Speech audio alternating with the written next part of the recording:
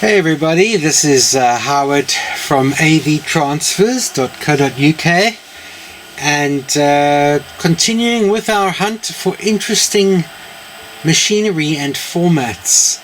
It's been some time since I've looked into this format. I've got quite a lot of different formats here in the studio, and this is another one of them. It's an Akai portable videotape recorder, and it's the whole set. We've got the 3-inch black and white monitor, the recorder player, the power unit and charger, and the original very heavy video camera. This, according to the internet, was a very unusual format developed by Akai in 1967. The idea being a lightweight portable VCR and camera system. So there were a couple of models, the Akai VT-110 and the VT-120. This is the VT-110. There was also a color version of this. I had the color machine, but it was dead as disco, so it ended up in the skip. This kind of predates a lot of the other videotape formats. I get some other conflicting information. Some people say it's 1972-73. I would be inclined to say the same. But considering 1972 is the year of my birth, this is still a pretty old machine. All transistorized, full of good, nice, early sort of transistors. Are they germanium? I'm not sure. Perhaps, if not, certainly early enough. Full of dead capacitors and broken mechanics. This is one of the better examples. Let's just take a closer look at it. I've had on occasion this format to transfer. Unfortunately, all the examples of these machines I've come across have had bad heads. This particular machine has a slightly different problem. This machine has got an issue with lack of video amplification. There's no electrical signal being transferred through from the camera to the screen, and you should really be getting a signal from this camera to the screen. So that's something I'm going to be taking a look at, hopefully, in the course of this video. Although from what I can see in the service manuals, it does point to bad transistors or bad ICs. It's very unlikely to be a bad capacitor. I don't think realistically I'm going to mechanically restore this machine, because the problem with this format, because it was 1/4-inch tape, and a very early one used by pretty much home users who were generally novices. I hate to generalize, but they were. The tape that came with this machine was a special metallic tape, or special formulation tape. Maybe it wasn't metallic, it was a special formulation. And I think the temptation for people to use just regular reel-to-reel tape in these machines is a bit too high. And even with the best tapes, the head hours that you can get from these machines is 600 head hours, which is nothing for a videotape head. And they're impossible to get replacements for. I've tried all sorts of alterations unsuccessfully. If you do know of any source of new heads for these, please let me know. But this is just one of those curiosities. So what's really nice is it has a 3-inch monitor here. And I did a modification on this one the other day to allow for it to be used without the VCR. So I've modified it to have a 12-volt input, and I've also modified it to have audio and video in, whilst leaving the original multi-plug that goes between the VCR and the television monitor intact. So I can use it as a line out as well, if need be. If in some miracle situation I managed to get this or one of the other ones working. So this is one that I got from Japan. Obviously they sold a lot more of these in Japan than in England and in Europe. So, the hope being that the parts could be interchanged with one of my other machines. I have a PAL one, I have 2 or 3 of these in NTSC, but they're all totally non-functional, unfortunately, in terms of being able to play tapes back. So what we're going to do here is we're going to have just a quick look at the machine. Let's bring this in a bit. It's all running off 12 volts, and if we open up here, we'll just see a very basic configuration. This is a very compact machine, very cute. I mean, a lot of these machines from this era are huge. They are very bulky machines. Using 1/4" tape is much less weight and less bulk, and also because the reels slightly overlap, the feed reel goes at the bottom, it goes around the video head, through the pinch roller, and then onto the top tape, and they kind of overlap a little bit, which is kind of cool. Generally, if you find these machines, there is actually I think one on eBay at the moment, but I'll put money on it that its heads are gone. If you push play on this, what's nice is it is not totally mechanical. It is also a it's got a solenoid option on it as well, and basically the solenoid comes into effect when you push things like play. So I'll push play, and you'll see there it's spinning. Let me just zoom in on that action. Let's have a look. There we go. And the pinch roller is never really the problem on these. The capstan is good. The problem with these is that the reels don't turn because the rubbers perish. There's a number of rollers underneath here that all are not geared, but they all connect to each other, and then there's a belt as well. So the belt can be replaced, and I probably will pop the hood on this in this video just to have a look at the condition of those, but generally total rubbish, unfortunately. So there's the layout chart for the tape, and that's exactly the same for the PAL or the NTSC one. And when I say PAL and NTSC, that kind of infers that there's color. There's no color on these. So what you're actually talking about is the EIAJ and the CCIR standards. EIAJ is obviously the NTSC, or the black and white version of NTSC, and CCIR is the black and white version of PAL. And that's kind of what you I'll just use PAL and NTSC to be a little bit more to be understood more easily.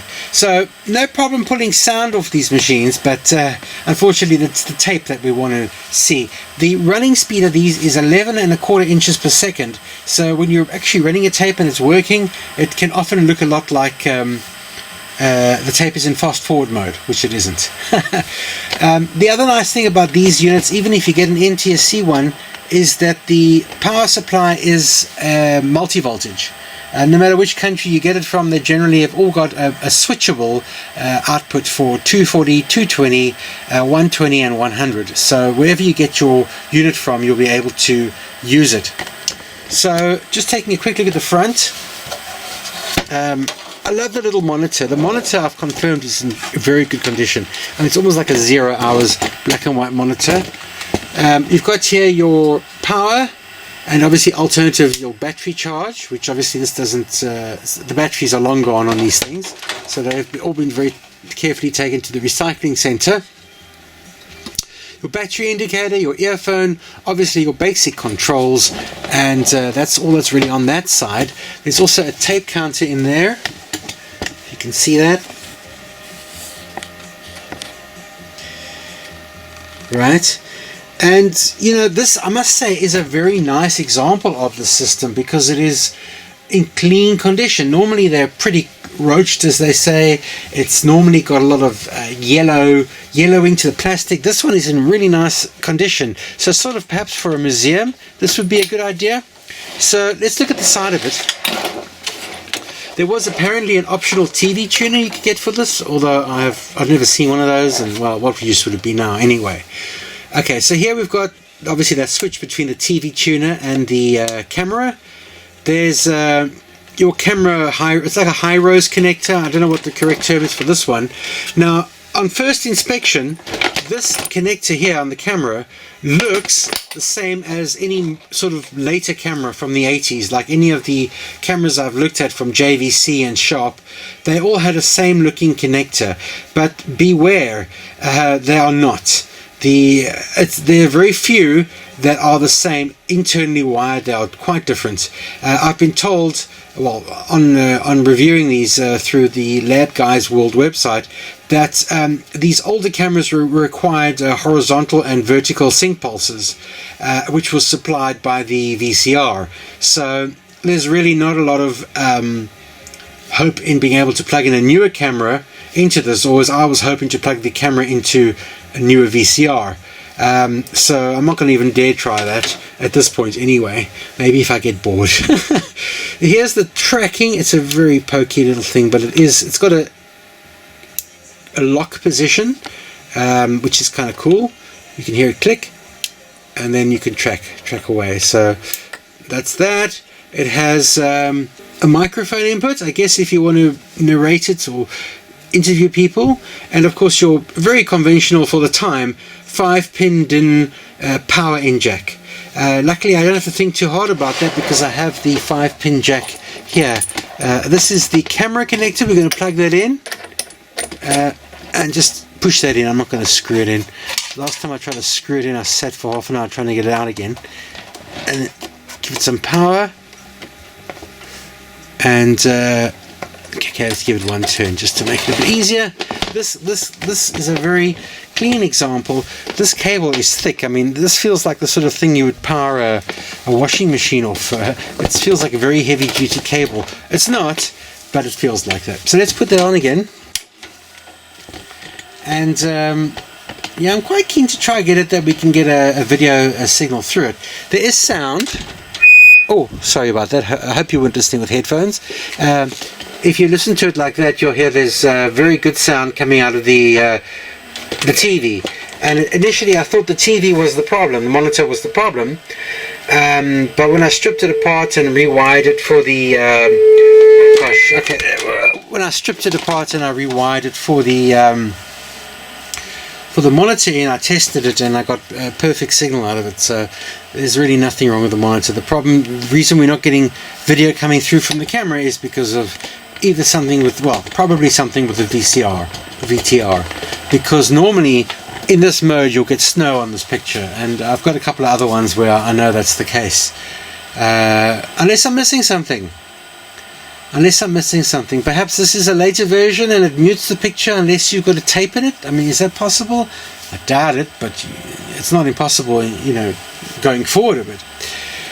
So looking at the camera, here's some goodness for you. If you thought some of the Vidicon cameras that I had were monstrous, this takes it a step higher. This is a black and white camera, and this one has a proper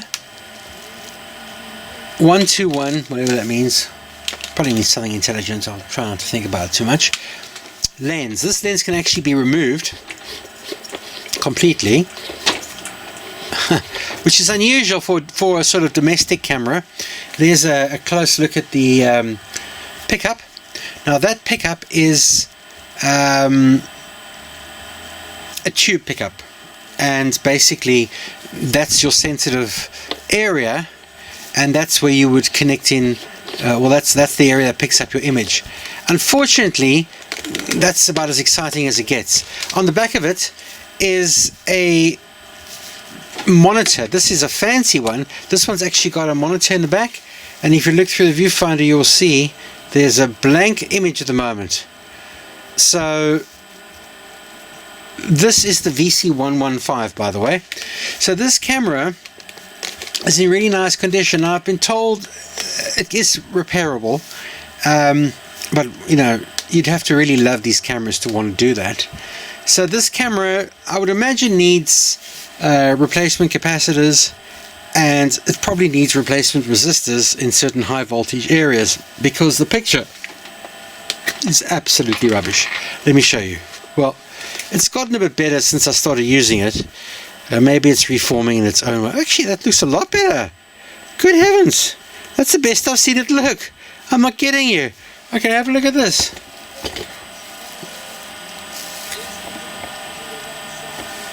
I don't know if you can see that properly.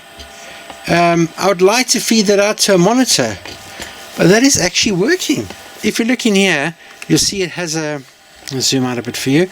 It has a nice, it's a 1-inch CRT, one of my favorite size are CRTs, and a very manual, very solidly built, fit-in viewfinding lens. But if you look at that, that's actually not too shabby. I'd like to get a line out of this. That's something I must try and do. Let me just check it out here. It's heavy. This must be 4 kilos. It feels like 4 kilos, maybe more. And this is a big boy. Let me put that on the ground and I'll give you some dimensions here. So let's just say if you were lugging all of this around with the lead acid battery, oh my word, you're going to be suffering with some back pain. Front to back, this is 12 inches, which in centimeters is 30 centimeters, so probably about another 33 centimeters deep by about, from top to the bottom of the handle, also about 28 centimeters. A very nice camera. I mean, boy, it's very solid. I mean, the optics and things are incredibly clear for something of this age. So I don't think this had much use. In fact, the camera case it came in, which protected it, had still the original blower, like a little hand blower, and it was still sealed and compressed. It hadn't even been opened, and the lens cleaner. So I really think this has seen very, very little use. So I'm going to try and get this going, if I can, and share it with you. But let me just see if I can get a decent picture out of the camera. I will actually take it outside and do some videoing. I do query if this is the original lens for the camera, because its focal point, where I get the clearest picture, is about halfway up in the focus, and it doesn't seem to focus further out and further in. It sort of focuses in one particular spot, and I can't help but think that this isn't the right lens, or someone tried to just find another lens that fitted on there. But that's the initial assessment of this really cool item, and I hope that you'll stick around in the video and watch me try and fix it and see if we can get it back to life. Because this is, I mean, it's beautiful. If you're a collector, you got to have one of these. If you're into your video, you know, from a commercial point of view, I can't say this is a huge money spinner. You know, when people have these tapes, and I say to them, look, you know, I can get it done for you. I do have someone who helps me with these because they're so unreliable, and it's between 50 and 100 pounds a tape. Look, if it's your parents' wedding and you're never going to see it, otherwise you do it, right? But it's not very economical for the person, I understand. But then, of course, we get one of these tapes every 7 years, so it's hardly worth spending too many man hours trying to resuscitate these machines. If the heads weren't an issue, it would be a different story. And I'm always on the lookout for heads for this, the VT-120, and also I've got the upright version of this as well. But that's the real killer thing. It's what they call unobtainium. If you can't get the heads for it, then you're basically snookered. But yeah, well, let's take a look inside and see what we can find. Hey everybody, well, here we are on day 2, and we're going to be taking a little look further into this Akai VTR, shall I say, the Akai VT-110. There are a couple of things that need to be done with this machine, but basically I want to just check on the machine electronically and mechanically. So we plan to take a little bit of a deep dive into this machine now. I love that phrase, deep dive. I've heard it on some other YouTube channels, but what really clinched it for me is when I went onto Spotify and they used the phrase quite a lot for certain artists, and I thought, well, that's a nice phrase, let's use it. So first of all, let's just take a look underneath. That is where the original battery pack would go, and this is where you would have, I think, 1 or 2 lead acid batteries. And if you think about how much space that takes up, they really had to make this very, very compact. You can have a look there at the illustration, and that'll show you just how much space. This is a big area. And no, it won't take double Ds. It needs something a bit more substantial than that. So I'm just going to unscrew some of the top. Let's get it up again there. Get it up. There we go. Right. So the sidecar monitor I'm going to remove, because at this point I'm just looking at the mechanical stuff. So these screws kind of keep it in place.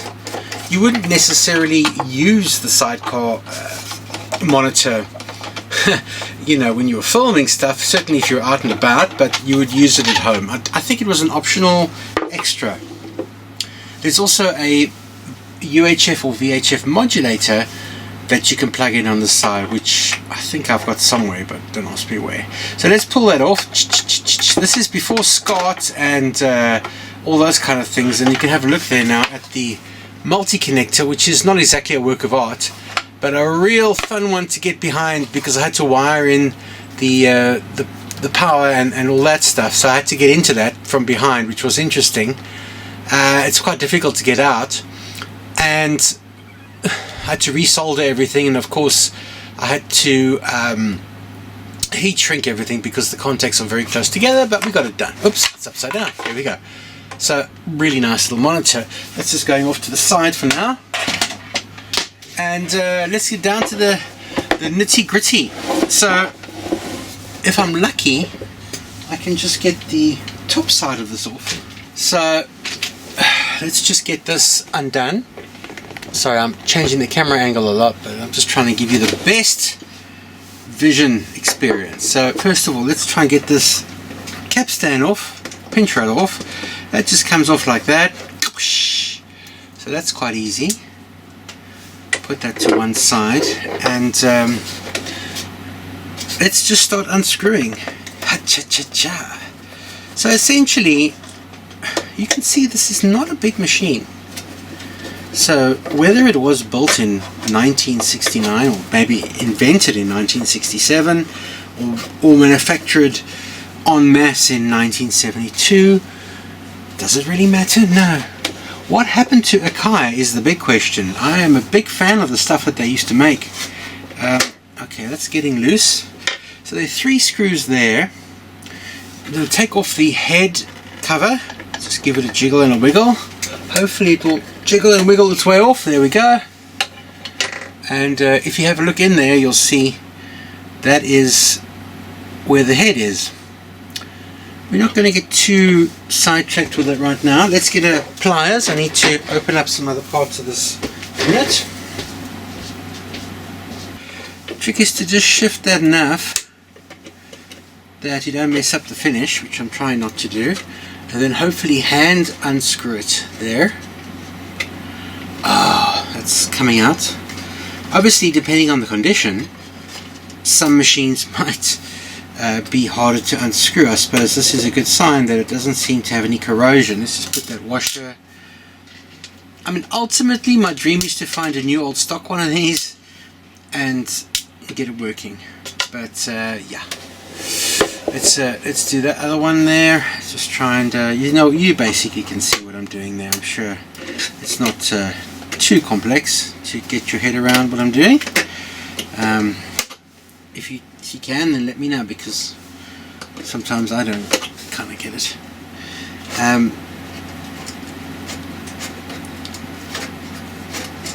Let's get that out. Right. So I do have the benefit of having opened several of these before, and I can kind of know how much of it I want to disassemble. So the only thing now that's holding it back, as far as I can tell, is the cover, and this uses a nice small little hex key in here, and unfortunately that's the wrong size. So let me go and look for the correct hex key for that. Let me zoom in a bit there. You can actually see here's the head drum.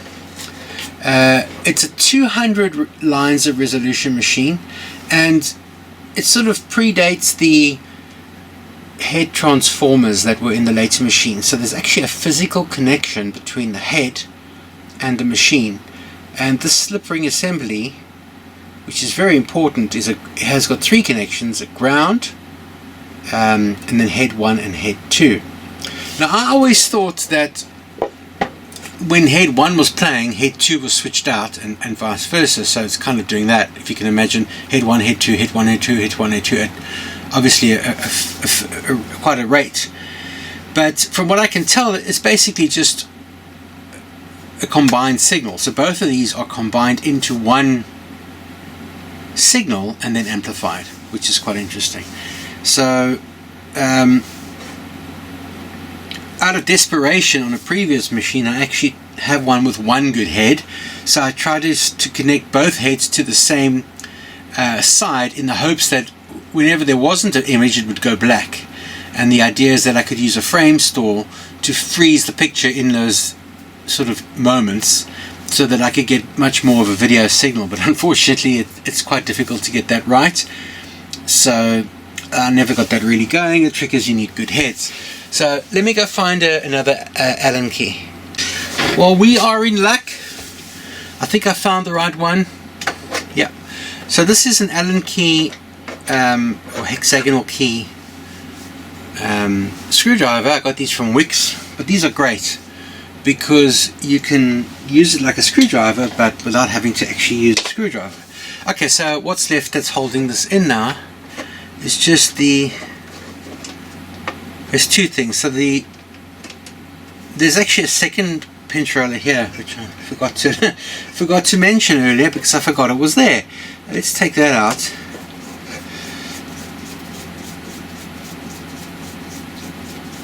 So there's a lot going on this machine. This one's also in good nick. In fact, there's actually another pinch roller here altogether. It's interesting. There's two. So I'm sorry, two capstans. There's a capstan here and another capstan here. So there's actually two capstans. Just shows you. I tend to forget things. Now let's get this off, and we can actually take a look under the cover. Let's see. Can we get that off without stripping it or making it? Yeah, just basically enough to loosen it. Now obviously these alignments are critical, but this is something I'll have to just risk. So I'm unscrewing that. Oh, there we go. And there we go. We should be able to get a picture in a moment. Let me just see if I can get this lid off and you'll be able to see better what I'm doing. This is loose. I'm not sure if that's supposed to be captive, but let's just take it. Oh, there is actually a spring under there. That's very interesting. Hang on. I don't recall there being a string on the other version I've seen. So let me just have a look here at how this is on there. It's just hanging on top of it. That's interesting. I don't think I've ever noticed a spring there before, but that's good. Right, and here we have the machine. And surprisingly, let's have a look here. Let me get my my glasses. I can have a closer look at what's going on here. But just looking at the central area here, you've got your main pulleys, and these look alright. You could actually get away with those. They need a clean, but they would be alright. You've got two circuit boards here.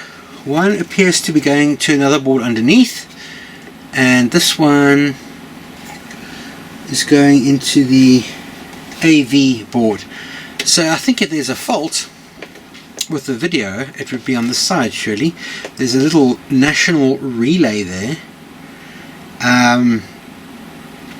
and it's a question of where would you start? Where would you start on something like this? But before we even go down that road, I do know there are test points on this board, and the trick would be to get an oscilloscope into that and to have a look, see if you can trace the fault out. And I've actually got the guidance on that. But right now I just want to see if there's a way we can get motion from the forward and back motors. So basically your pulleys, not unlike a normal reel-to-reel, pull the reels in one direction or another. I can't remember if there's another belt underneath. I see there's a motor pointing down, so I'm pretty sure there must be, right? So there's a motor pointing down. These belts are all absolutely knackered. I mean, these are just totally finished. Now I know you can actually buy a belt kit on eBay, and I'm actually wondering if I should just do that for the hell of it. Because I can see, okay, the counter belt is not mission critical. There's another belt here which was here, and that's gone all crusty and disgusting. So I'm just going to put that over there. So let me see where the remnants of that belt was. It was around there, so probably around here. And from there, okay, it's hard to tell. I'm sure there's a diagram I can find. But there's, yes. Okay, so there's a belt that would have run between this and that. And the bigger problem with this is that, I don't know if you can see it there, but there's a tire It goes on the bottom of this one. Let's see if I can just show you what we're dealing with here. So there's a tire here underneath here, and if you can see at the bottom, it's disgusting, absolutely filthy and disgusting. And that really is the main issue with these, to get a new tire. So it needs a new tire here. I mean, you can just pull it off. It's totally finished, and that's what it looks like. It's just absolutely disgusting. So there's one tire there. I do have various O-rings, and I have been known to jimmy an O-ring to go around that, just to allow it to function and to work. But I'm tempted to buy a set of belts. Why? Why am I tempted to buy a set of belts? That's already like 20 quid for a set of belts. It's like, do I even want to do that? Maybe a good idea. Luckily this belt is so past becoming gooey, it's just like crustastic, as they say. I should really stop using all Shango's expressions, but they are just so apt for this kind of thing. So there's one rubber tire here which is finished, and this is the main rubber tire that drives the main forward reel. So really this needs to work, and because there's a dual, it has a split system, there's a top and a bottom, and there's a brake here as well. It basically needs to transfer the motion to that side.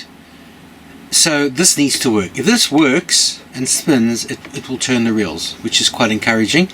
But this now, okay, so this needs a tire, this needs to connect to that, and then this in turn connects to, let's just see, which way would it move with the, there's a spring there.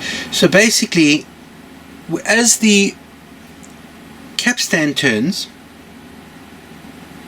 okay, as the capstan turns, it drives this wheel, which then links to a belt, which links to this wheel. This wheel then drives this. So the forward speed is gained directly from the capstan. You know, normally there's a separate motor for that.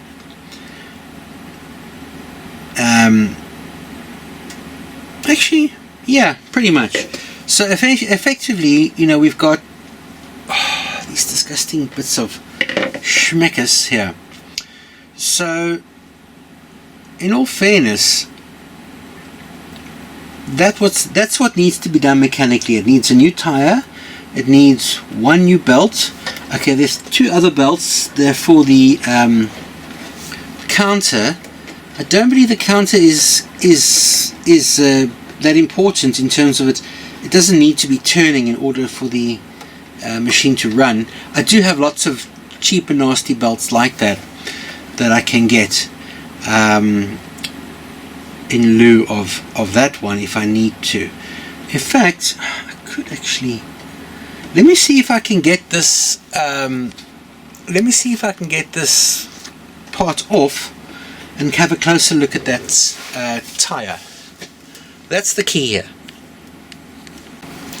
Okay, so we're rolling again. I've got a little circlip removing device. Will it work? I don't know.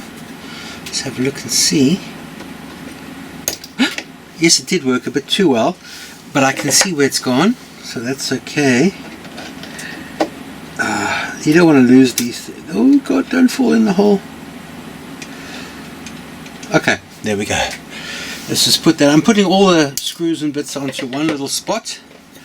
So now that's been removed. This should just come off, right? Okay. The lubrication on this machine seems okay. It doesn't look like there's too much goop. Oh. But this is your problem right here now.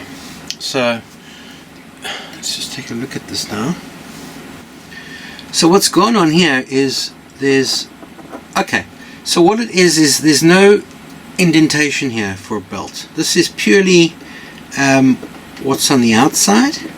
Okay, so it's just a rubber tire that effectively brings it up to this kind of diameter.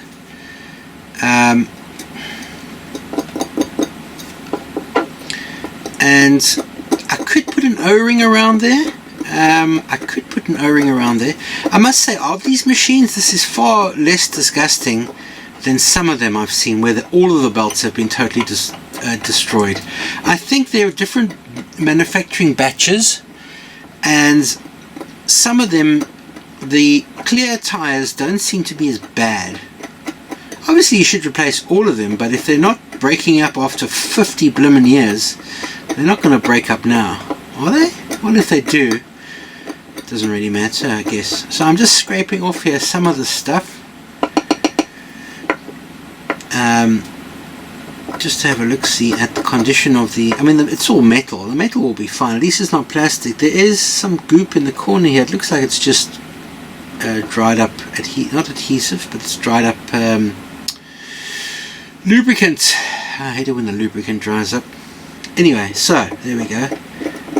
Now I'm just trying to think what I want to do with this. I could put an O-ring, which I know is cheap and nasty, but this is just a transfer drive, if you like. Let me just see if I've got anything suitable for that. Yeah, I'm not sure how far I'm going to get with this, but you know, I'm just taking you on a journey, right? I mean, that is life. Life is a journey. Life is a journey, and this is just, as they say, crustastic. This is basically a fully lubricated alcohol pad. So basically you can see, as I'm going to ruin my hands, I can tell now. That's the problem. Once my hands get black, it takes a long time to get all the black off, so I'm trying to avoid getting it on my hands if possible, realistically speaking. So there we go. So basically I'm just cleaning off most of the rubbish here. It's actually amazing how it's just liquefying as I'm drying it. As I'm wiping it, it's liquefying off. It's quite unusual. I don't think I've seen it do that before. Okay, so let's just do that. Clean off my thing, and again, this is just disgusting, but there we go. So there we go. You can actually see a bit of the metal coming through, and I just want to see, I have a very cool pack of O-rings that I bought at Lidl. They're not flat O-rings though, they're just round ones, but it'll give me an idea, I guess, of what we can do. Oops, what we can do. This is O-ring fantastic. Will you give your wife a nice ring if she wants a nice ring for Christmas? There you go. Choose any O-ring you like. That is probably, is that metric? I don't know, metric. That's a bit tight, eh? As we said in South Africa, lekker tight. Okay, so let's just have a look at that. And I'm just being cheeky. I'm being very cheeky here, right? This will just roll off at any point. But there it is. There's a cheap and nasty O-ring replacement right there. Is that enough? No, it just popped off. Right. Let me just try that again. Let's just say, you know, as I've explained, these machines are not brilliant and they normally don't work. Let's just say if I put this in and it produces a picture, or I get it to produce a proper picture, I'll be like, yeah, okay, I'm going to get the proper tire for this now, you know. But for the purposes of this experimenting, and this is fine. I could drop some super glue in here, but what I'm going to do is I'm just putting it off and dropping it back on again, and that way I'm just trying to, well, get it to resist the urge to roll off again. Does that make sense? I mean, if it does roll off, what's the worst that happens? The top reel stops turning. Alright, there we go. Let me get rid of these O-rings now. They're a rather interesting pack, aren't they?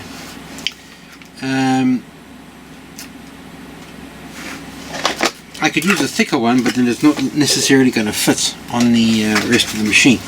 So let's see now. Let me get this out the way. Let me just take these things away. I'm working on this, and there it is there.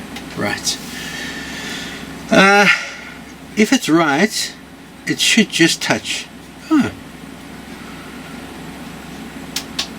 Interesting. So, will that work? Is that enough? It's not touching in this state, but it should move, right? Which way would it move if it needs to move? Let me have a look and see. Does it go down or up? I don't know. I'm tempted to say leave that on there for now, as something to try. It should be a little bit fatter, I admit, but if it's too fat, then it'll keep making contact when you don't want it to. And because I don't want to lose anything, I will try and look online and see if I can find a better type of spares for that particular part.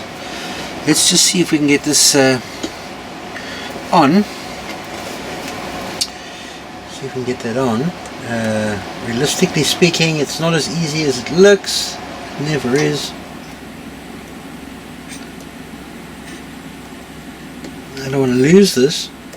Ah, there you go. Alright, so that's on. Now sometimes these will move a little bit, because when you hit play, I know things do move, and normally something moves here when you hit play. This whole assembly moves up, so I suspect it would actually be okay. That's encouraging. That's encouraging. So now we've got to find a belt, a flat belt from there to there. And this belt, God, where did this belt go? Oh yes, it went from there around there. Okay, so let's just see what other belts we can find. Okay, so we're back now with my box of belts. These are belts that I've taken from other machines over the years. There are also belts that I bought the wrong ones and so on. Many types of belts. Tape deck belts. Most of these are just sort of mixed variety packs from Japan. They're normally horrible, these belts. They're normally horrible.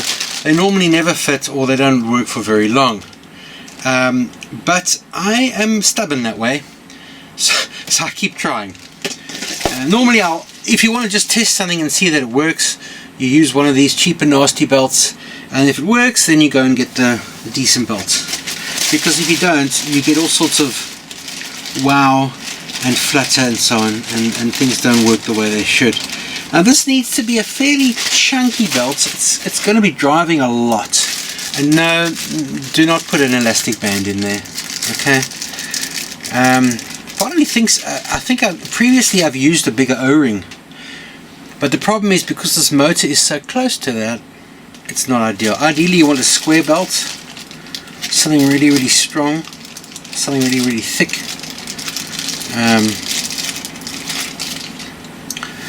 But for now, you could just get the size, I guess, right? No, that's still too big. Too big. It's not a huge belt, this one anyway, which is, I suppose, good news. But you want a really small belt and stretch it. Would it break? Would it work? I don't know. Let's just be cheeky here. I mean, it needs to be quite tight, because otherwise it's going to slip. Well, that looks perhaps better. I mean, I don't know if that will work. There's probably no belt underneath, because if I'm thinking about it now, if there was a belt, mind you, there must be a belt of some kind underneath, because there's a motor pointing down. Get my specs on, I can see this better. Can you see that? I know I'm not as interesting as some of the other YouTubers when it comes to repairs, but I'm all self-taught, and I've been teaching myself for 40 years. I've watched people work. I used to go to video repair shops when they were literally still a thing, and I would go and sit with a friend of mine who ran a video store back in the early 90s, late 80s, and I would just sit and watch over his shoulder as he fixed machines. And he would do tricks like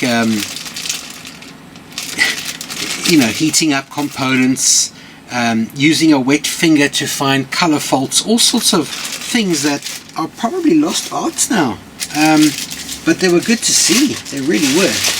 So, that's not great, but it will turn. I'm hopeful. I'm hopeful. You know, this is not a huge area.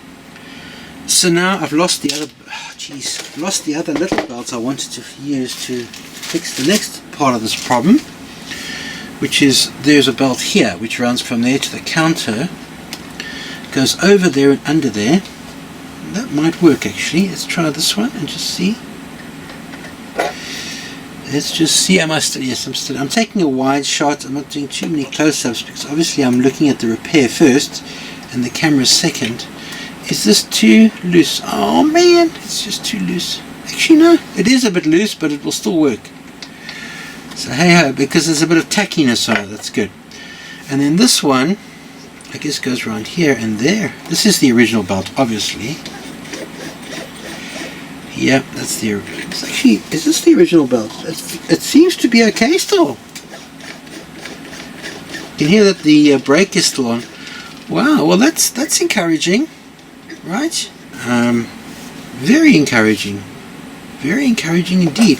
There's bits of belt all over the machine underneath here. There's this one here. Oh, disgusting.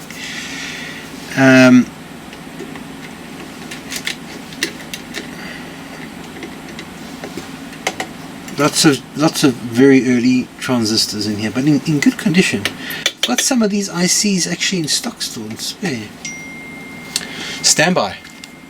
Ah, the wonders of the doorbell.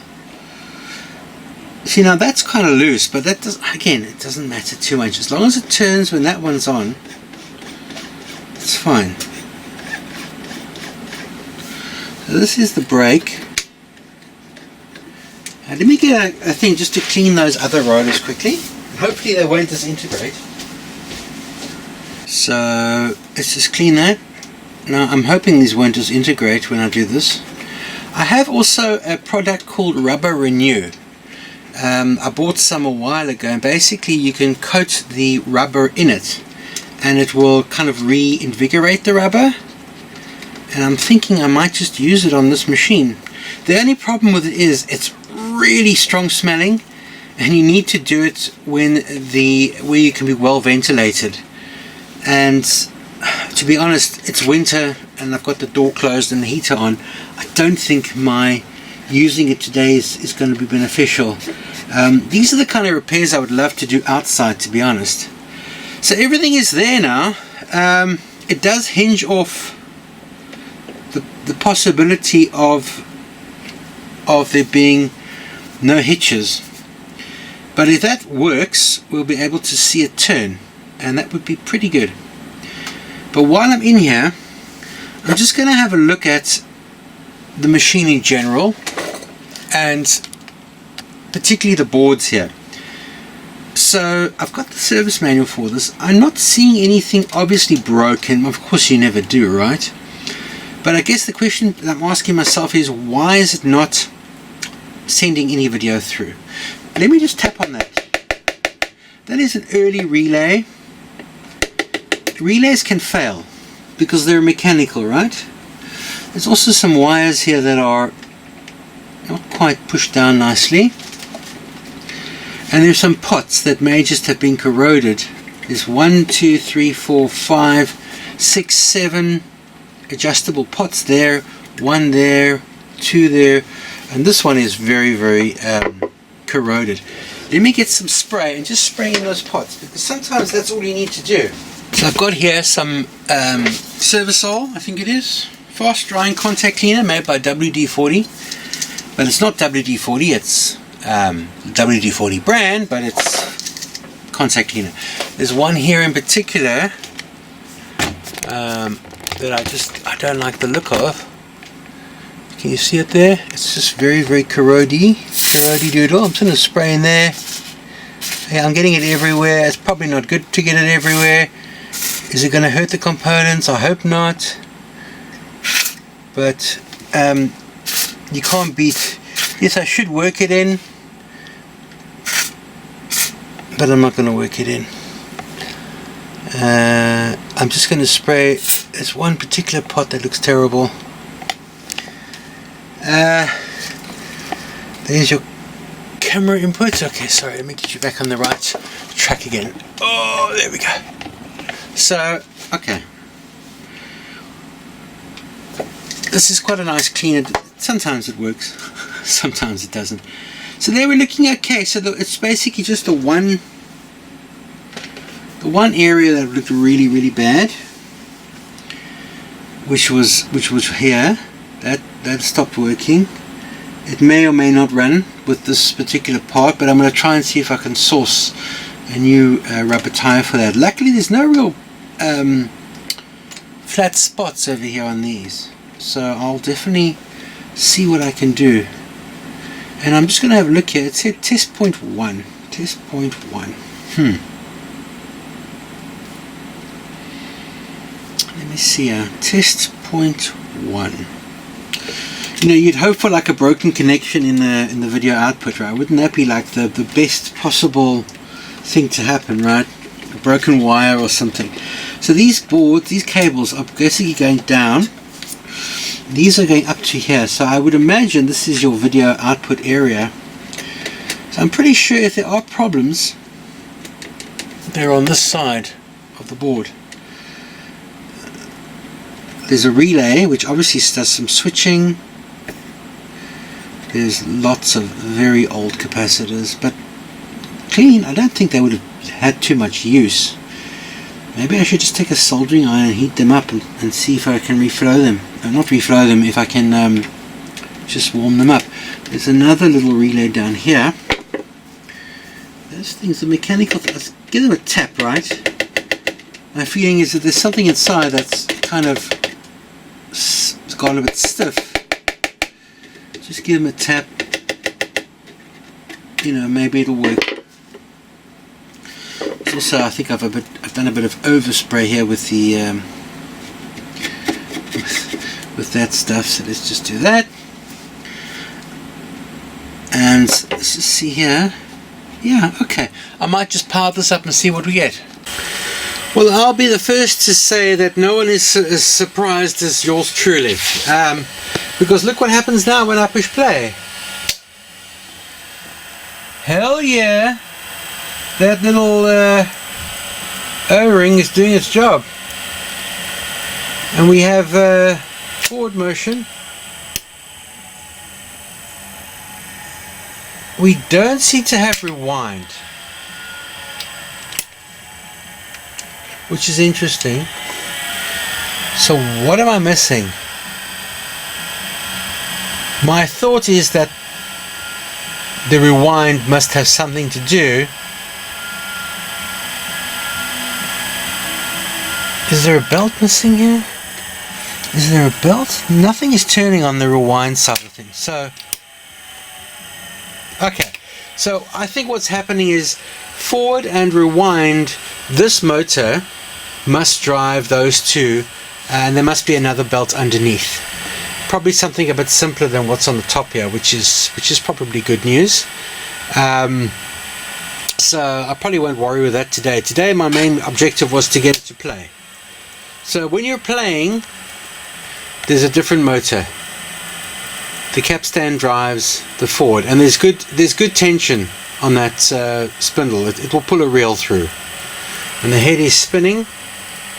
So that's a very encouraging development. So I'm going to close it up for now, and I'll make a part 2 of this video if I manage to get further along with repairing this unit. Well, if you've managed to stay with the video this far, then you're as much of an enthusiast as I am. This is Howard of AVtransfers UK, your digitization place, saying thank you so much for watching. If you like these videos, please subscribe, because I've got so many things I need to do videos on, and I kind of feel I should, because I think these things are just going to be lost over the eons otherwise. So if you like retro CRT TVs, old-fashioned VCRs, tape decks, a bit of fixing, but a bit of playing as well. If you like that kind of thing, please consider subscribing. And of course, if you need stuff digitized and you'd like someone with a real passion to do it for you, then contact us via the website avtransfers.co.uk, or if you're in South Africa, avtransfers.co.za. For now, bye for now.